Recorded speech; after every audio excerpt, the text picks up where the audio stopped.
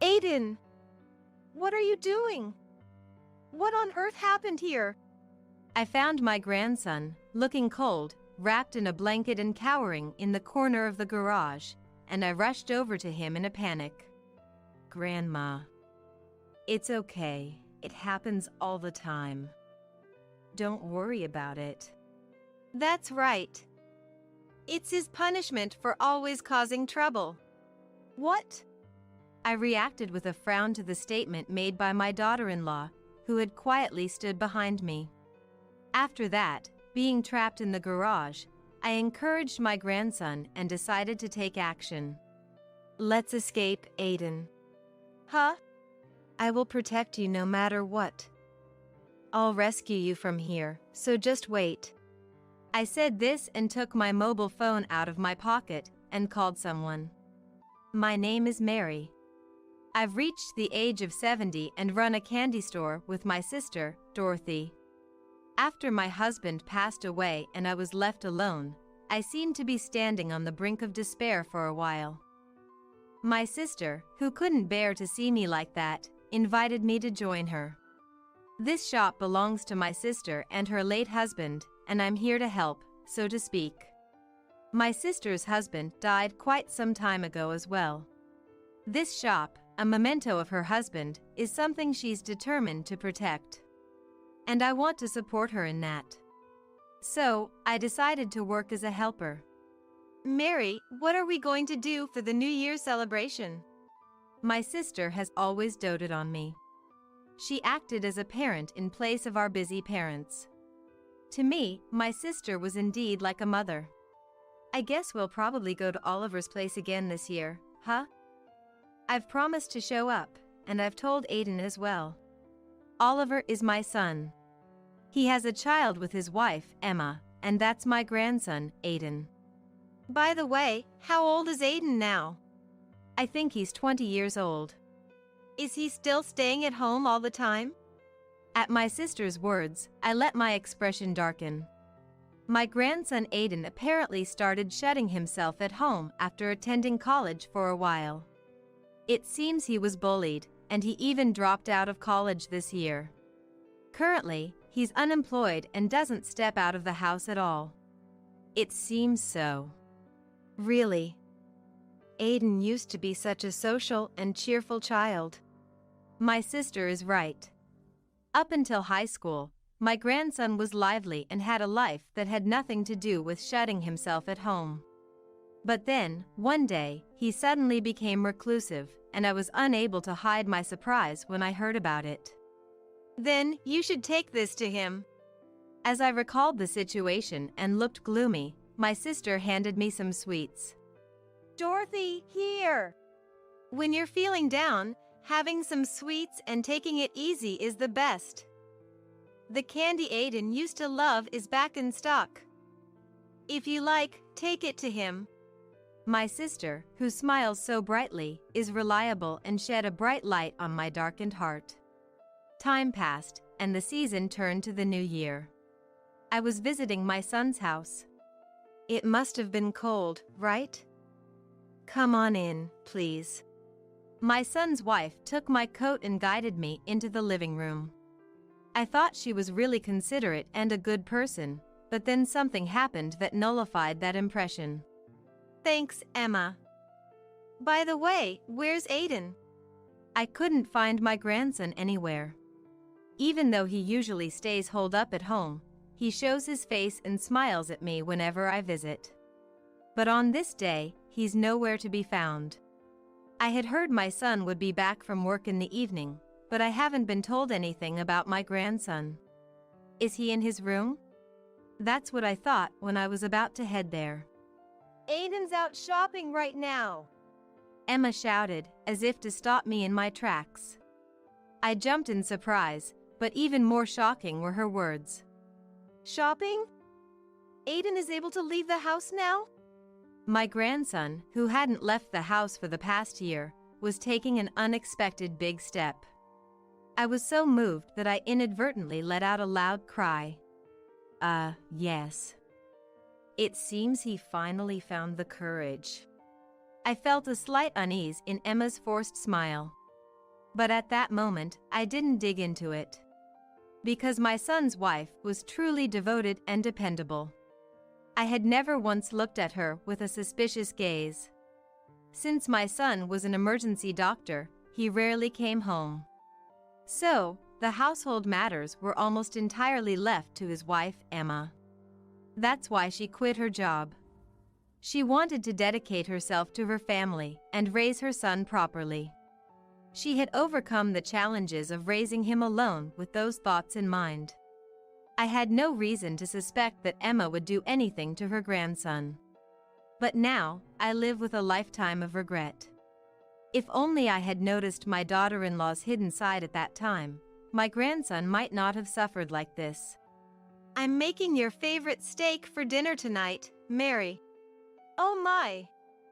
You didn't have to go to all that trouble. Not at all.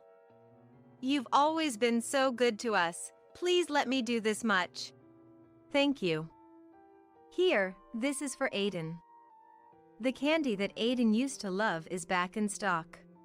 Saying that, I handed over a box of assorted candies, and she smiled at me with pleasure. I was helping Emma prepare dinner, but when I looked at the clock, it was already past 7 p.m. Speaking of which, Aiden hasn't come back yet. Isn't it getting too late for shopping? He just called me. He'll be staying at a friend's house today. A friend? He's been staying inside the house all the time, but it seems he's made an internet friend recently. He'll be staying at their house today. Something's off. If he had the courage to do that, why would he be cooped up at home? I continued to prepare dinner with those doubts in my mind. I felt something was off about my DIL's explanation. I wanted to see the truth with my own eyes. Thinking so, I slipped out of the living room while my DIL was busy preparing dinner. I quietly visited my grandson's room, making sure not to make any noise, only to find that no one was there. Rather, the room was completely empty. What is this? Where's Aiden? Aiden, where are you? Something was wrong. I thought so and started walking around my son's house. It was built in an old-fashioned way, with a long corridor running through it. The view of the garden from that corridor was always breathtaking, but today something felt off about it. That garage, has it been cleaned up? This house originally belonged to my husband, and it's his family home. Now my son and his family live there. So, I knew that garage had been there for a long time, but for some reason, the garage that was dirty last year had been cleaned. It had changed as if someone had put a hand to it, and I couldn't help but wonder why.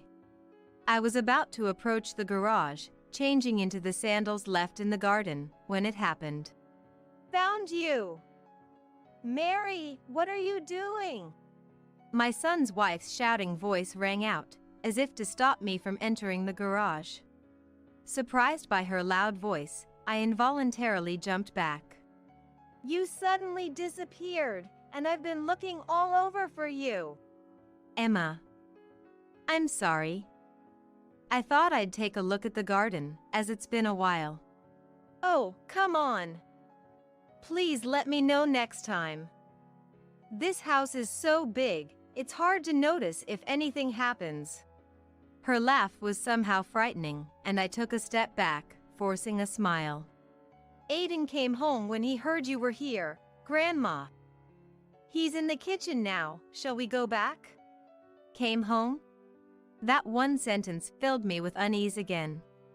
For my grandson, who had been staying home, a chance to play with friends should have been extremely valuable.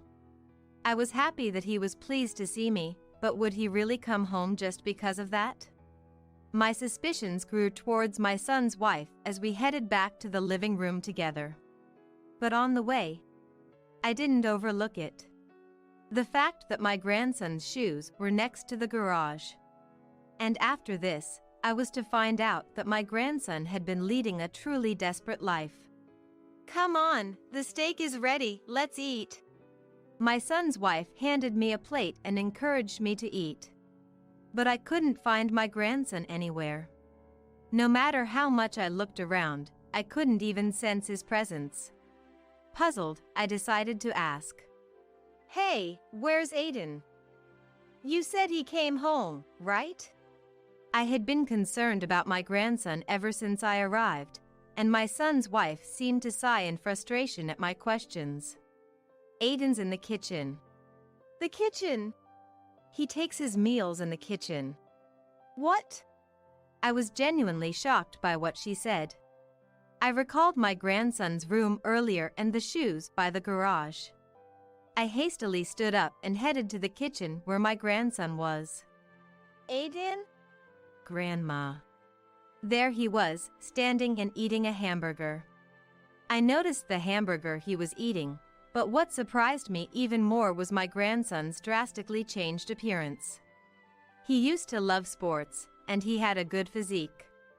But my grandson standing there had lost all his flesh, so emaciated that his collarbone and other bones were sharply protruding. His gaunt and unhealthy appearance made me let out a cry that was almost a scream. Aiden, what happened to you? Your body. Grandma, please, help. What are you doing, Aiden?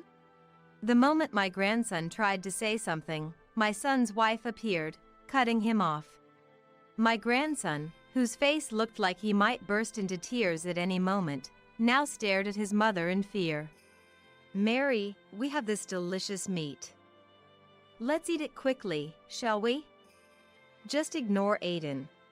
Saying that, my son's wife tried to coax me away from the kitchen. I refused and stood in front of her, as if shielding my grandson.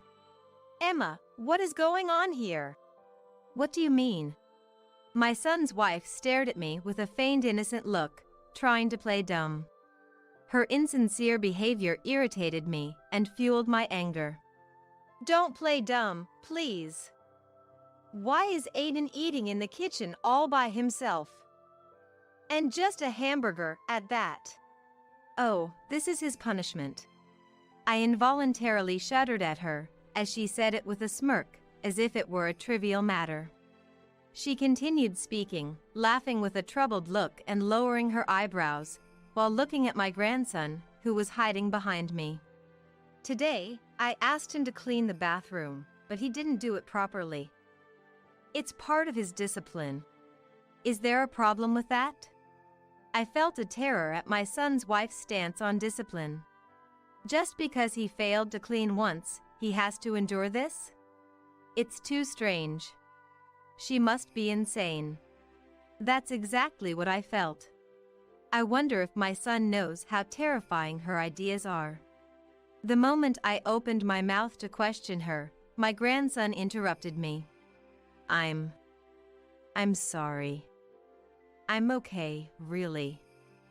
Grandma, can you please go eat with Mom and enjoy your meal? Please? He pleaded in a soft voice, and my grandson grabbed the back of my clothes. I could feel his hand trembling through my back, and I chose to swallow the words I was about to say. Grandma, it's normal for me to eat here, so please don't worry about it, really? Normal? What do you mean by normal? Come on, Aiden says so. Let's go over there, shall we? Mary. Saying so, my son's wife forcibly took me to the living room. If I stir things up any further, my grandson might be harmed. If that's why he intervened earlier to prevent that. I sensed a crisis for my grandson and pondered desperately for a solution. Come on, let's cheer up and eat. Today we have premium beefsteak, she said, cheerfully chewing on the delicious-looking meat. But I couldn't eat it all, and I excused myself by saying I had a light dinner before coming here. After finishing the meal, I was planning to stay overnight and was guided to the bathroom. Taking the opportunity, I walked around the house again, looking for my grandson. I have to save Aiden. From the situation since I came to this house and my grandson's condition, I sensed that my son's wife was doing something terrible to him. But how to save him? I was thinking of taking my grandson and going to my sister's place, but I couldn't find him anywhere. He was not in the room's bathroom. Where had he disappeared to?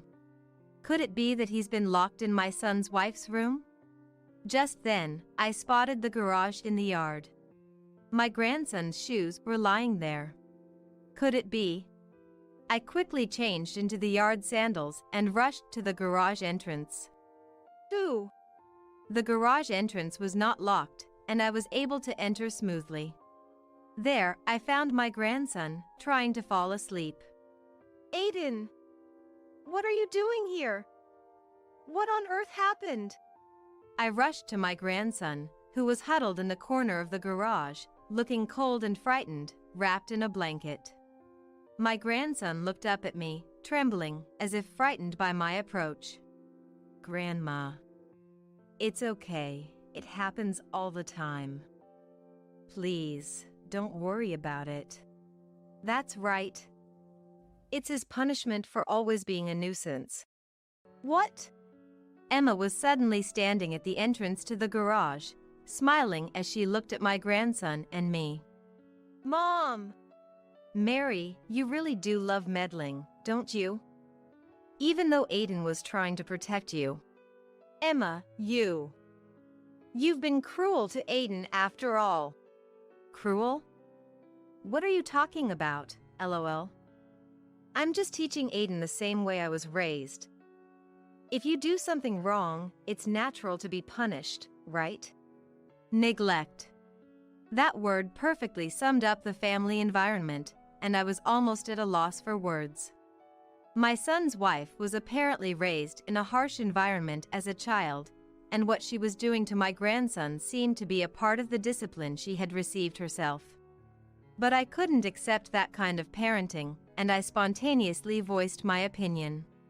Punishment? This? What did Aiden do? You don't understand how I feel. I love Aiden and want him to be with me forever. But he abandoned me, trying to leave the house to go to college. It's all because he went to such a place. That's why he changed." My grandson was utterly terrified by his mother's hysterical outburst. I learned later that because she had overcome the challenges of raising a child alone, she seemed to have developed an abnormal attachment to my son. "So, you've confined Aiden." "You knew, didn't you?" "That's right, to keep Aiden from leaving me. So, I made him quit college. It was all to satisfy her own desires."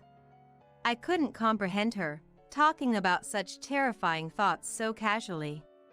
The situation was more than just frightening. My grandson had been living in fear of that twisted love, suffering for a whole year. Thinking of his terror, I trembled with rage and couldn't help but glare at her.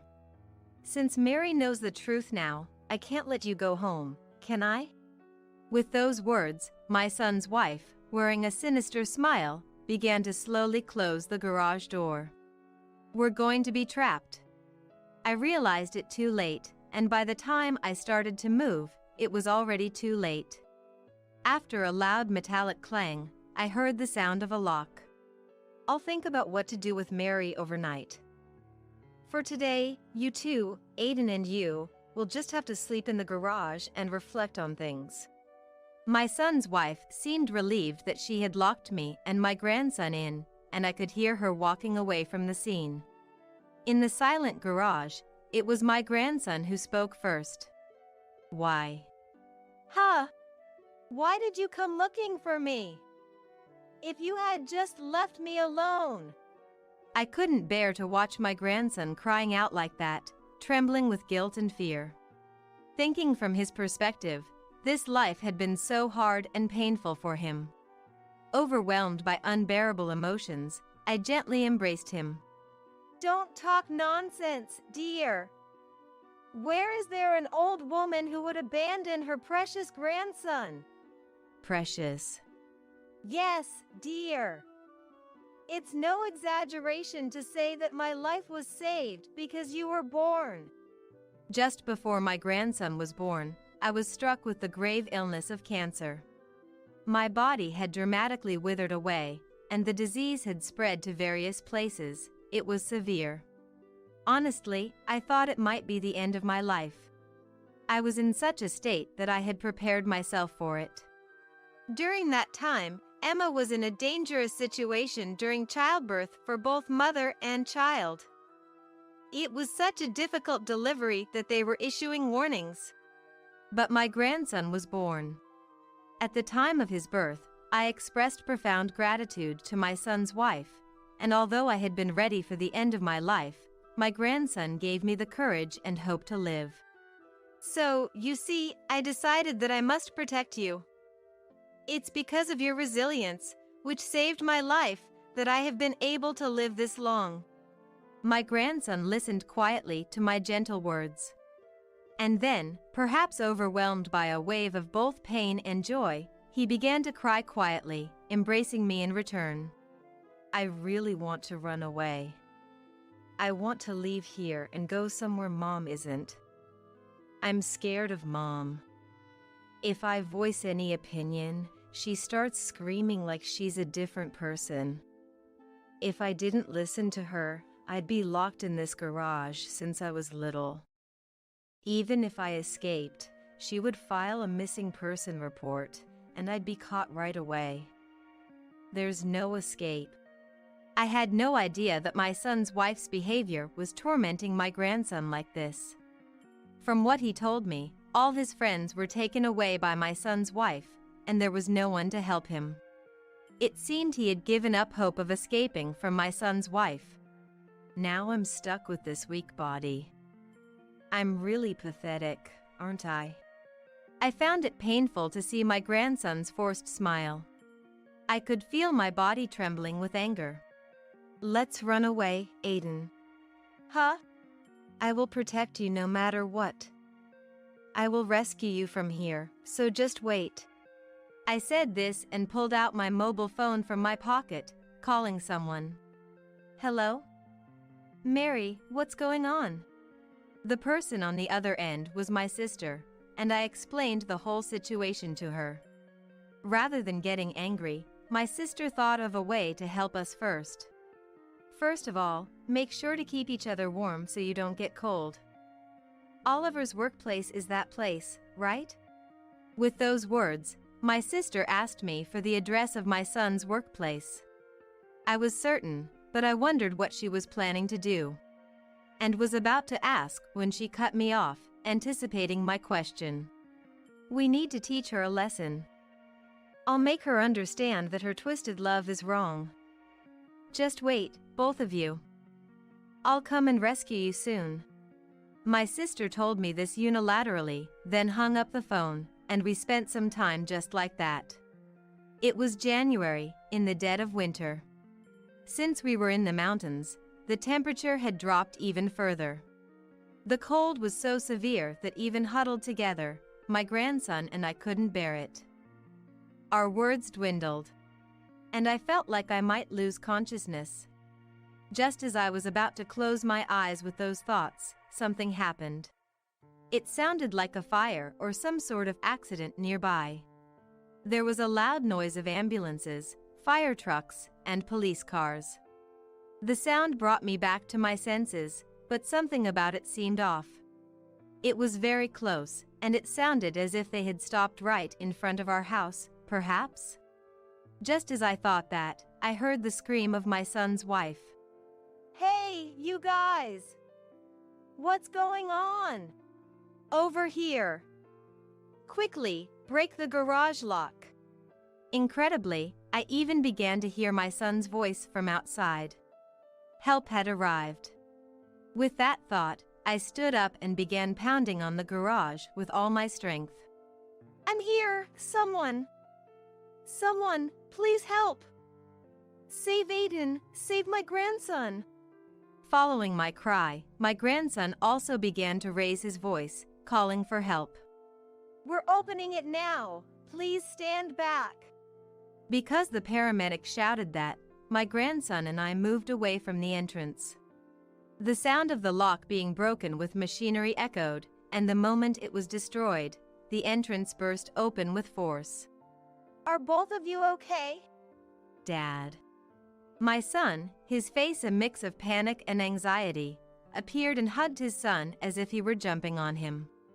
Seeing his father's face, my grandson seemed relieved and embraced his father, crying, "Hey, what are you doing? You think this is allowed? Doing something like this without permission?" Emma, unable to comprehend the situation, screamed and ranted, claiming their actions were unreasonable. But not a single adult seemed intimidated by her. Everyone glared at her, and then my sister appeared, confronting my son's wife. "Don't talk nonsense. Do you even realize what you've done?" My sister yelled at my son's wife in a voice louder than I'd ever heard before. We were all taken aback by her voice. But the one who was even more startled was my son's wife. "You were about to do something irreversible. Don't you understand how dangerous that was?" My sister yelled at my son's wife, her anger like that of a real mother. But my son's wife raised her voice to confront her. "In the first place, if Mary hadn't meddled, none of this would have happened. It's not my fault. It's all Mary's fault. I'm not in the wrong." Those words of my son's wife, screaming that she was not at fault, made me furious, and I lost my temper. "If I hadn't noticed this today, you would have continued to believe Aiden was yours and would have kept taking away his freedom. But that's because Aiden doesn't understand my feelings. Don't force your selfish thoughts on a child." I rebuked my son's wife, who was still trying to resist, scolding her so sharply that I left no room for rebuttal. "You unilaterally demand love in return and don't even try to listen to the child's opinions. You have no right to call yourself a parent." "What did you say?" Interrupting Emma's attempt to argue, a police officer stepped in front of her. "Emma, you are being detained on suspicion of kidnapping." "What? Hey, wait a minute. Hold on. If you resist, the charges will become more serious." At the police officer's words, a breathless Emma quieted down and was then taken away. Afterward, my grandson and I went to the hospital for an examination. He had been locked in a freezing garage. There were no visible abnormalities. He underwent a thorough examination, but nothing unusual was found. However, he was hospitalized to monitor his condition for the day. "Dorothy, thank you for coming to help." You should thank Oliver. Thanks to him quickly arranging everything, we were able to rescue him. I'm really sorry. It's my fault for not looking after the house properly. Oliver, that's not true. You were working hard to protect our home. But maybe this happened because I left everything to Emma, using work as an excuse. I'm also to blame. I spoke gently to my son, who felt responsible. "Then, from now on, you must protect Aiden.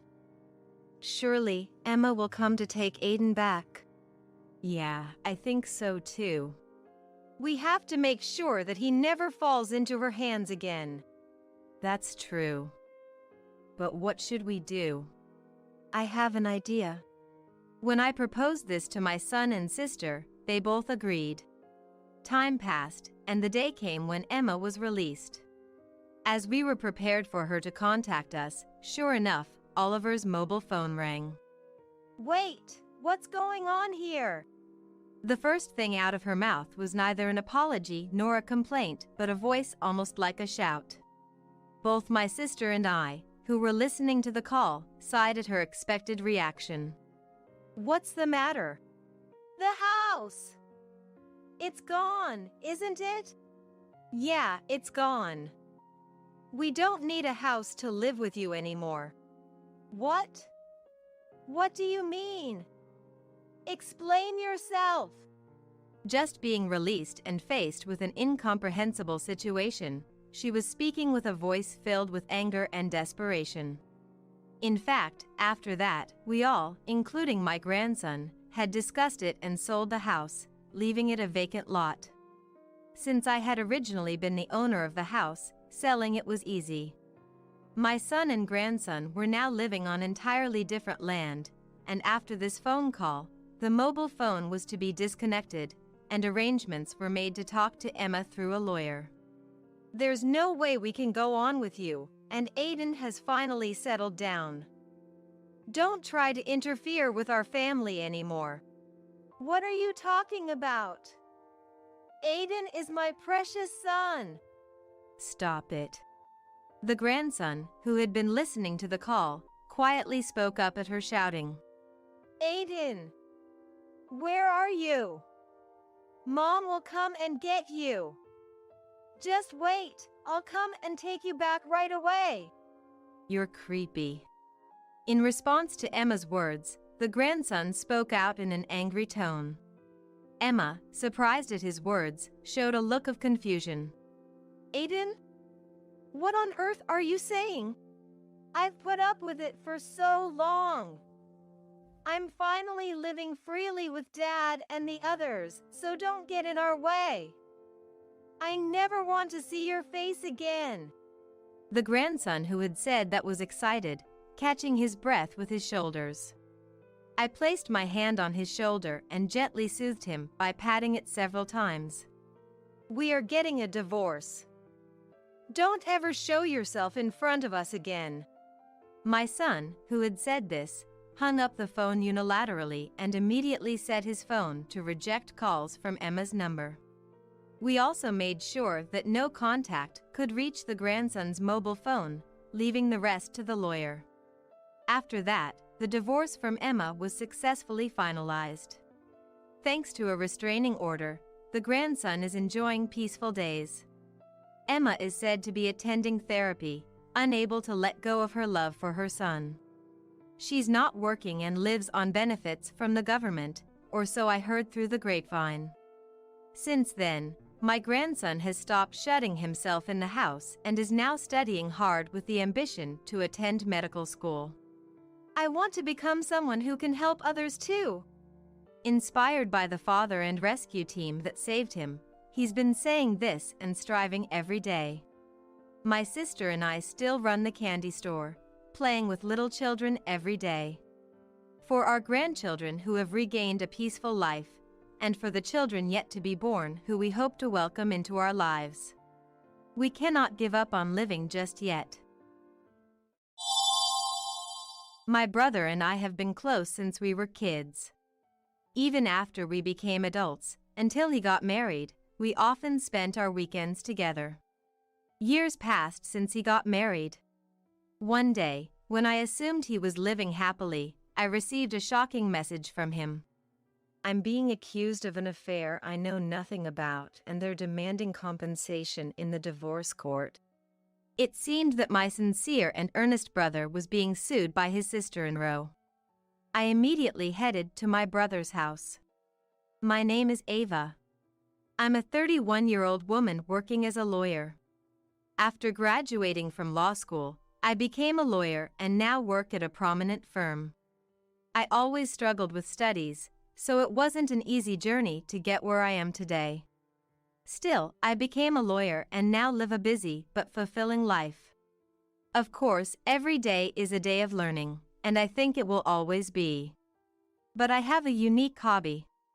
Gaming. I'm what you call a gamer, and when I have time, I play online games with my brother, also a gamer. Samuel, my brother who's 5 years older, supported me during my college admissions and bar exams. We're still very close.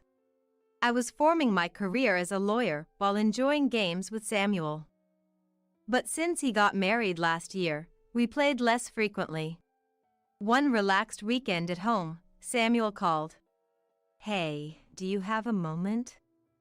I need some advice. It was unusual for reliable Samuel to ask for guidance. Though surprised, I listened closely. Lately, my wife's been acting strange. She's out often, and sometimes doesn't come home at night. I hope I'm just overthinking. Samuel began talking about his wife, Charlotte. He said she often wasn't home when he returned from work, and sometimes didn't come home at all without notice. I only met Charlotte at their wedding, so I don't know her well. But from our few meetings, she seemed friendly, so I was taken aback. It's not inherently wrong to stay out late or go out, but if it happens too often, it's concerning. If there are relationship issues or infidelity, something has to be done. That's why Samuel consulted me, being a lawyer, about potential solutions. However, from a legal perspective, you can't do anything without evidence. Moreover, involving a lawyer isn't the most peaceful solution, especially without any proof against his wife. Since I didn't have a clear picture of the situation, I decided not to intervene just yet. I totally get why you'd be anxious, I began, but without more details, it's hard to say. There's a chance she might just be out having fun. If you really want to know, our office is partnered with a detective agency. I can introduce you if you like. Right now, there was little I could do. However, if Samuel was truly concerned, I thought it might be best for him to look into it. So, I suggested he hires a detective. A detective, huh? Samuel mused. That's an option. I'm swamped with work, so I can't investigate it myself. I'll think it over. Samuel's response was non-committal. Regardless, I sent the detective agency's details to Samuel's computer. Let me know if you decide to hire them. I'll make the necessary arrangements from my end, I reassured. Thanks. Samuel replied with a sigh and ended the call. His demeanor was notably downcast. The situation seemed even graver than I initially thought. Days turned into weeks, and Samuel neither contacted the detective nor reached out to me. Was he too busy, or had things settled down with Charlotte? Eventually, I decided to check in with him. Samuel, how have you been? Any updates on the situation with Charlotte? It seems you haven't engaged the detective. I genuinely hoped Samuel's concerns were unfounded. However, from his tone, it was evident that things weren't great. It's not resolved, he admitted gloomily. I considered hiring the detective, but Charlotte manages our finances, my salary, everything. I can't afford the detective's fees. Samuel explained the situation in a somber tone. Despite feeling helpless, Charlotte's behavior hasn't changed, and it seems he's been living with anxiety for several months. I get it. Hiring a detective can be pretty expensive. Samuel's allowance wouldn't nearly cover the investigation fees. Hearing Samuel's disheartened voice made me feel heavy-hearted as well. All right, I'll help out. Let me see what I can do from here, so don't be too down, Samuel. I owed him big.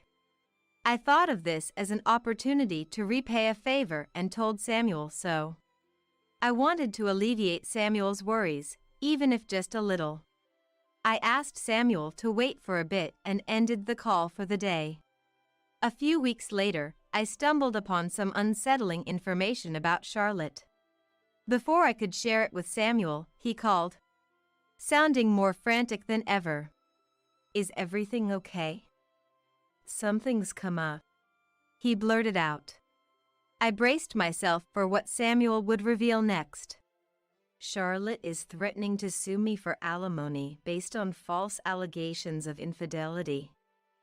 She even has a lawyer demanding compensation for our pending divorce, claiming they'll proceed legally if I don't pay. It sounded like Samuel had been ambushed by Charlotte and her lawyer, with unexpected demands. He explained that he had secretly called me during a break from their intense discussion. Hearing this, I was at a loss for words. I knew Samuel wasn't the type to cheat. Samuel himself probably has no idea at all. That's why he's saying it's fabricated.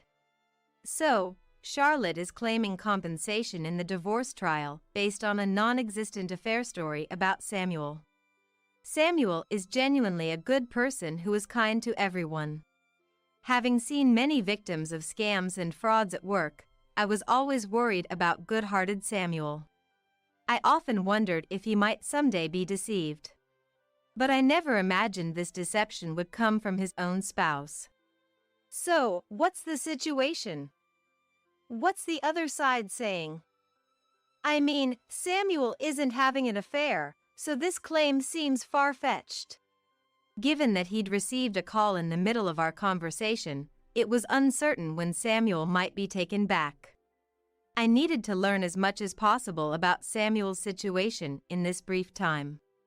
So, I quickly pressed Samuel for details. He shared that someone had snapped a photo of him during a business meeting with a female colleague, and now they were using it as proof of an affair. In the photo, both of them were dressed professionally, and the location wasn't suggestive in any way.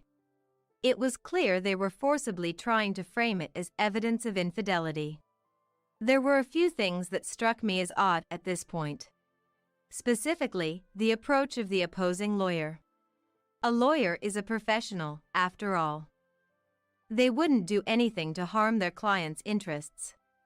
If it's a case of infidelity, they'll do their utmost to reduce the compensation amount in a divorce trial if their client is the one having the affair.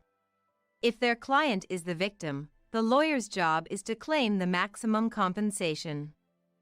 But demanding compensation based on such flimsy evidence was highly suspicious. If they truly studied law, then they're a truly terrible lawyer. If such unreasonable demands were met, anyone could make wild compensation claims.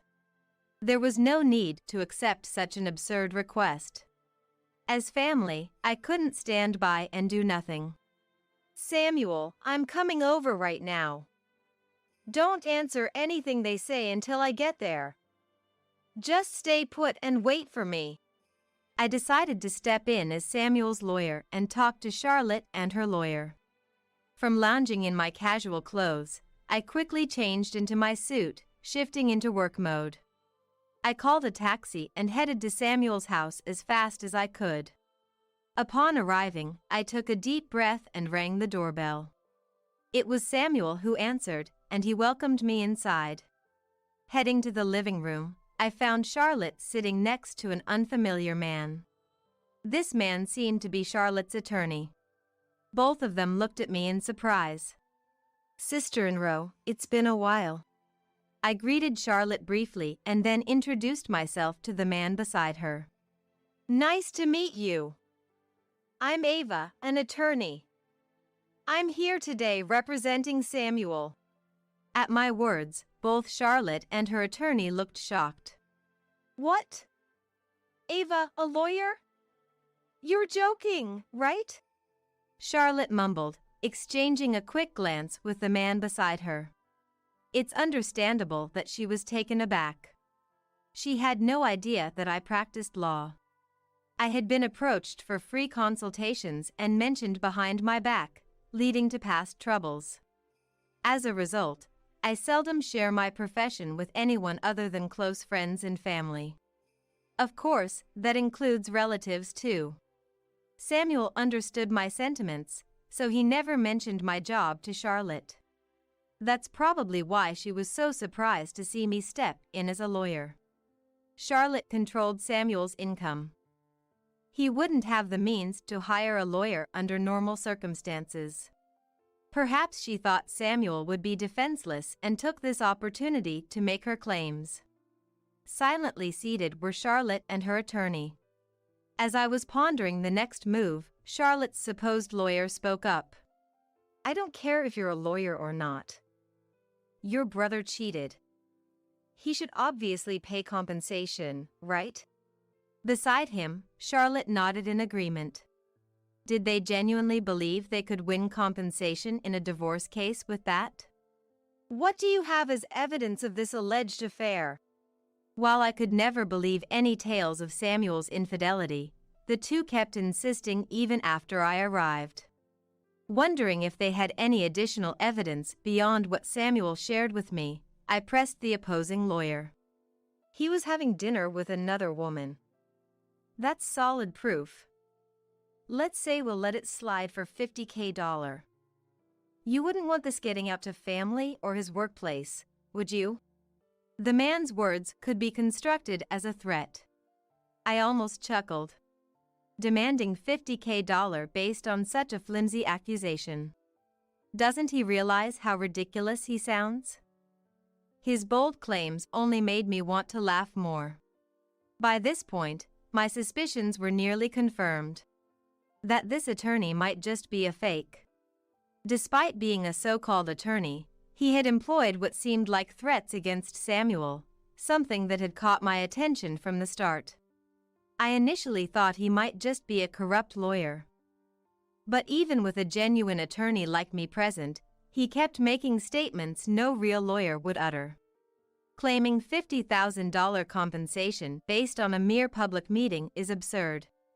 Just being in a suit in broad daylight in a public place doesn't prove infidelity.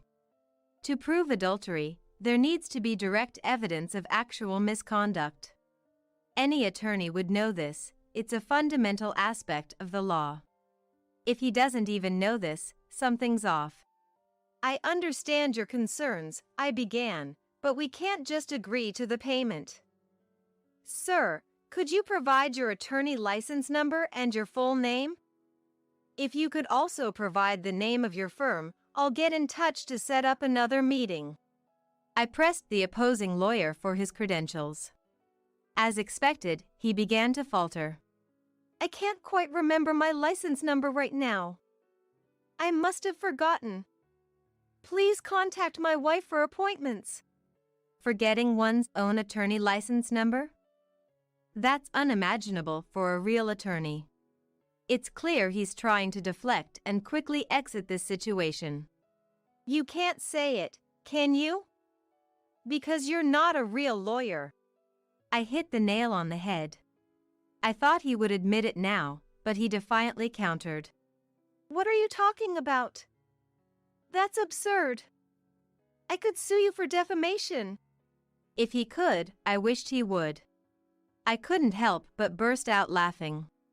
If you're genuine, then tell me. A trustworthy attorney wouldn't hide their identity. And a real attorney wouldn't threaten to sue over such a minor issue.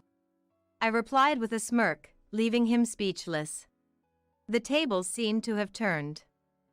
Both Charlotte and the imposter attorney looked defeated. Now, the ball was in my court. Mr. Fake Attorney, aren't you actually Logan, sister-in-law former classmate? You work in sales, don't you? Hearing this, the two of them looked up in shock. Samuel, who had been quietly watching the exchange beside me, looked at me in surprise. You're not an attorney. You're Isael's affair partner. It wasn't Samuel having the affair, it was you two, wasn't it? Am I right, Charlotte?